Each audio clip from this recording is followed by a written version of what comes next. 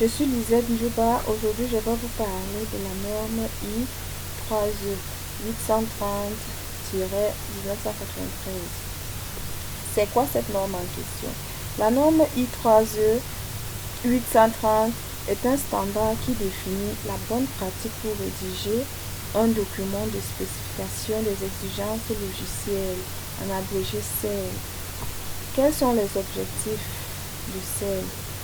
Alors, nous allons d'abord parler de l'idée générale qui est d'avoir un document clair qui explique ce que le logiciel doit faire. Tout simplement, on ne parle pas encore de comment on va coder, mais juste de ce qu'on attend de ce logiciel. La norme recommande une structure bien définie en 3 grandes étapes. Tout d'abord, l'introduction qui est aussi divisée en plusieurs sous-parties qui sont l'objet, la portée, la définition, les acronymes, les abréviations, les références et la vue d'ensemble. La deuxième partie, quant à elle, présente la description générale également subdivisée en sous-parties telles que l'environnement, les fonctionnalités du logiciel et les caractéristiques des utilisateurs, les contraintes et enfin les hypothèses et la dépendance.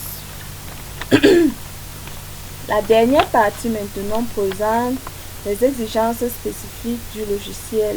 C'est la partie la plus importante du travail. Une bonne CEL doit avoir les caractéristiques suivantes selon la norme I3E 830. Il s'agit d'être exact, non ambigu, complet, cohérent, hiérarchisé en fonction de l'importance, vérifiable, modifiable et traçable. Ce que je peux retenir de la norme I3E est que on doit retenir ceci. La norme I3E 830 nous apprend qu'un bon cahier de charge logiciel doit être une intermédiaire entre le client et l'équipe qui développe l'application. Elle nous guide pour éviter les malentendus. Je vous remercie.